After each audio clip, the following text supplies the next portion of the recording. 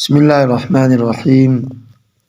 امید ہے کہ آپ سب خیریت سے ہوں گے اور اپنی زندگی ایمان کی بہترین حالت میں گزار رہے ہوں گے۔ پیارے بچوں، آج ہمارا سبق نمبر 21، بائی کے مانند کون۔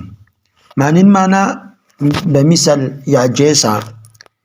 اس کو آپ یوں بھی کہہ سکتے ہیں کہ بائی کی طرح کون ہے، کون ہے جو بائی کی طرح انسان کا ساتھ دے سکتا ہے، انسان کے ساتھ کسی بری وقت میں یا خوشی میں شریک ہو سکتا ہے۔ اس سبق میں دو باتیں ہیں، نمبر 1 پڑھنے سے پہلے، نمبر 2 آئے مزید جانے۔ اسکرین پر آپ کو دکھ رہا ہوگا پڑھنے سے پہلے کی بات جو ہے وہ آئے مزید جانے اس کے تحت لکھا گیا ہے، یعنی تھوڑی سی غلطی ہو تو پڑھتے ہیں سب سے پہلے کہ پڑھنے سے پہلے کیا چیزیں ہیں۔ نمبر 1، ہمسایہ کسے کہتے ہیں؟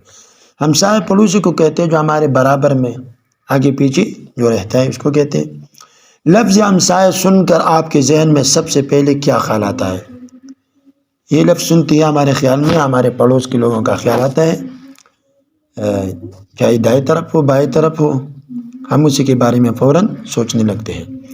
ہمیں ہمسایوں کے ساتھ کیسا سلوک کرنا چاہیے؟ ہمیں ہمسایوں کے ساتھ اچھا سلوک کرنا چاہیے، ان کے جو حقوق فرائض ہیں ہم سب کو اس کا خیال رکھنا چاہیے، اور اچھی بری وقت میں ہمسائے کے ساتھ ہمسائے کے ساتھ کھڑے ہو کر ان کو داد تسلی یا خوشی کے وقت میں مبارکباد دینی چاہیے۔ ابھی پڑھتے ہیں اصل سبق، بائی کی مانند کون۔ اس میں خاص الفاظ ہے جس کا سمجھنا ضروری ہے تاکہ سبق سمجھ میں آ جائے۔ پہلا لفظ ہے اکثریت۔ اکثریت کا معنی زیادہ۔ جس طرح ہم کہتے ہیں کہ پاکستان میں اکثریت مسلمانوں کی ہے، مطلب یہ کہ پاکستان میں اکثر مسلمان رہتے ہیں۔ تورخم یہ وہ مشہور جگہ ہے جو پشاور کے آس پاس افغانستان کا بارڈر ہے۔ قدیم معنی پرانا۔ اصفہان یہ ایران کا ایک مشہور شہر ہے۔ اخوت، بھائی چارہ، فروغ، ترقی، کسی چیز کو آگے لے جانا، ترقی دینا۔ معدنیات وہ چیزیں جو زمین کھود کر نکالی جاتی ہے۔ ابھی پڑھتے ہیں سبق کی عبارت کو۔ ہمارے پیارے وطن پاکستان کی سرحدیں ایران، افغانستان، بھارت اور چین سے ملتی ہے، اس لیے یہ چاروں پاکستان کے ہمسایہ ممالک ہیں، یعنی پاکستان کے پڑوسی ہیں۔ آئیے ان ہمسایہ ممالک کے بارے میں پڑھتے ہیں۔ نمبر 1، ایران۔ ایران پاکستان کے مغرب میں واقع ہے۔ اس کا پورا نام اسلامی جمہوریہ ایران ہے۔ اس کا دارالحکومت تہران اور قومی زبان فارسی ہے۔ دارالحکومت صدر مقام، جہاں پر حکومت کا پورا سسٹم چلتا ہے، جس طرح ہمارے پاکستان کا دارالحکومت اسلام آباد ہے۔ ایران ایک قدیم ملک ہے، یعنی بہت پرانا ملک ہے، حتیٰ کہ اس کا جو بادشاہ تھا کسریٰ، وہ آپ صلی اللہ علیہ وسلم کے وقت بھی موجود تھا، اور اس ایران کا وجود اس وقت بھی تھا، اور اس کو فارس کہا جاتا تھا۔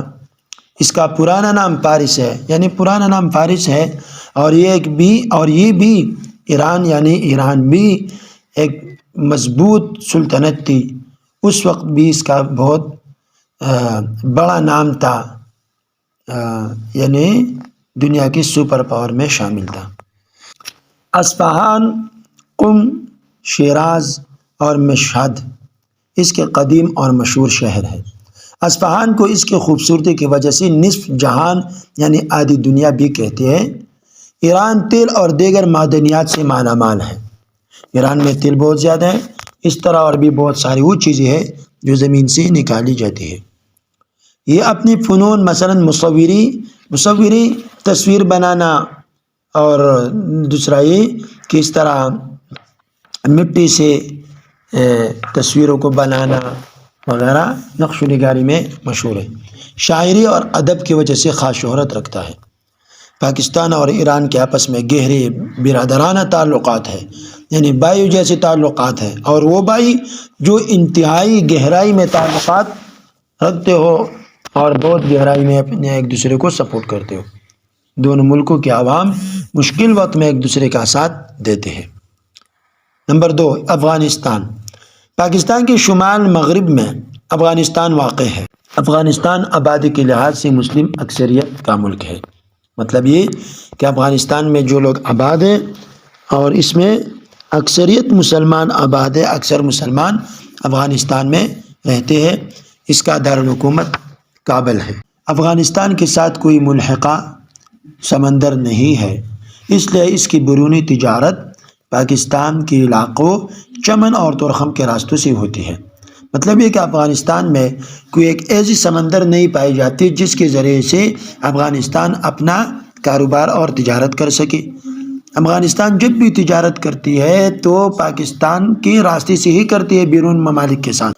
افغانستان کے لوگ اسلام سے بے حد محبت کرتے ہیں۔ افغانستان کے لوگ اسلام سے بے حد محبت کرتے ہیں، بے حد معنی بہت ہی زیادہ، یعنی اپنے آپ کو اسلام پر قربان کر دیتے ہیں۔ وہ پاکستانی عوام کے ساتھ اخوت کے مضبوط رشتے سے منسلک جڑا ہوا، یعنی پاکستانی عوام اور افغانستان کے عوام ایک دوسرے کے ساتھ ایسے جڑے ہوئے ہیں جس طرح دو بھائی آپس میں جڑے رہتے ہیں اور اپنے بھائی چارگی کو آپس میں نبھاتے ہیں۔ پڑھنے کے دوران میں ایران کا پرانا نام کیا تھا؟ جواب یہ کہ ایران کا پرانا نام فارس تھا۔ افغانستان کی بیرونی تجارت کن راستوں سے کے ذریعے سے ہوتی ہے؟ چمن اور تورخم کے ذریعے سے۔ نمبر 3، بھارت۔ پاکستان کے مشرق میں بھارت واقع ہے۔ بھارت کی دارالحکومت دہلی ہے۔ بھارت کو پاکستان کے ساتھ ہی 1947 عیسوی میں انگریزوں سے آزادی ملی تھی۔